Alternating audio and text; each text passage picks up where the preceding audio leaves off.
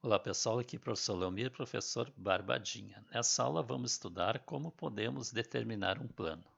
Então, Barbadinha. Então, determinação de um plano. Um plano pode ser determinado de 4 maneiras. Então, número 1. 3 pontos distintos não colineares determinam um plano.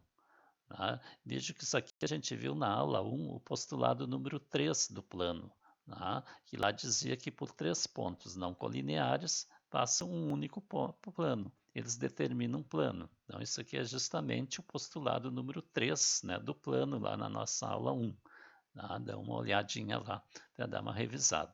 Tá? Então, essa é uma maneira de determinar um plano. 3 pontos que não estão alinhados, não estão em linha reta.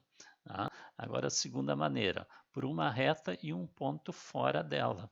Tá? Então, ó, eu tenho uma reta R aqui e tenho aqui um ponto P fora da reta. Então, quando eu tenho uma reta e um ponto fora, eles determinam um plano. Tá? E como é que a gente pode mostrar isso? Ó? Veja, vamos pegar um ponto A da reta e um outro ponto B da reta. Então, aqui nós temos 3 pontos não colineares. Tá? Então, se eu tenho 3 pontos não colineares, eu caio como esse caso aqui. Ó. Existe um plano aqui, né, onde esses 3 pontos aqui pertencem a esse plano. Então, esse plano passa por esses 3 pontos. Tá? Agora, como é que eu sei que toda essa reta aqui, né, está contida também nesse plano? Tá? Então, aí, ó, nós vamos ver lá na aula 1 o postulado número 4 do plano. Tá? Que diz que a reta que passa por 2 pontos distintos do plano está toda contida no plano. Então, veja, a gente vai usando os postulados para ir mostrando aqui nossos estudos. Né?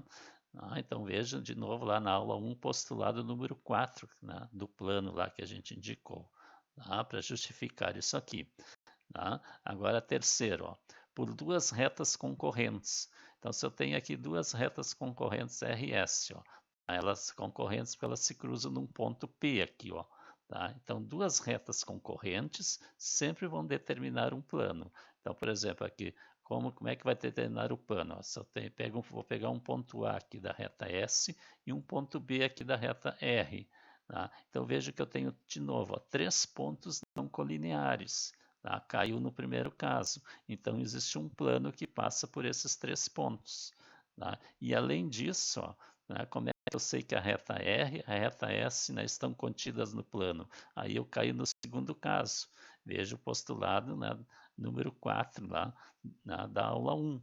Né, do plano. Se eu tenho 2 pontos aqui, ó, esses 2 pontos aqui estão no plano, então a reta que passa pelos 2 pontos está toda contida no plano.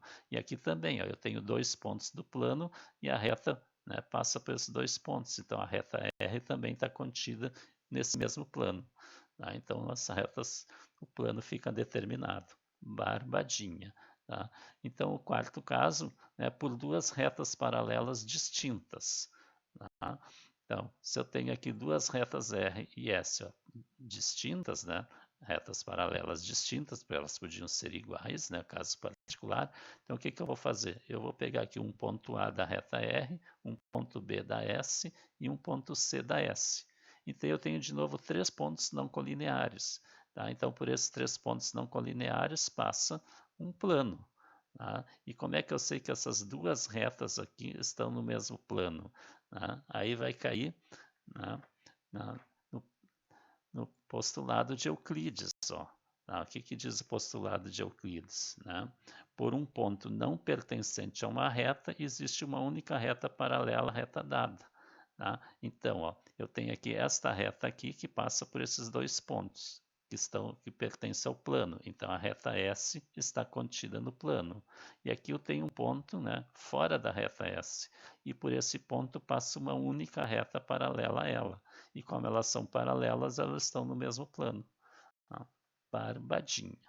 Tá? Então, inscreva-se no canal, deixe o seu like, o seu comentário, divulga para os colegas nossas aulas. Barbadinha.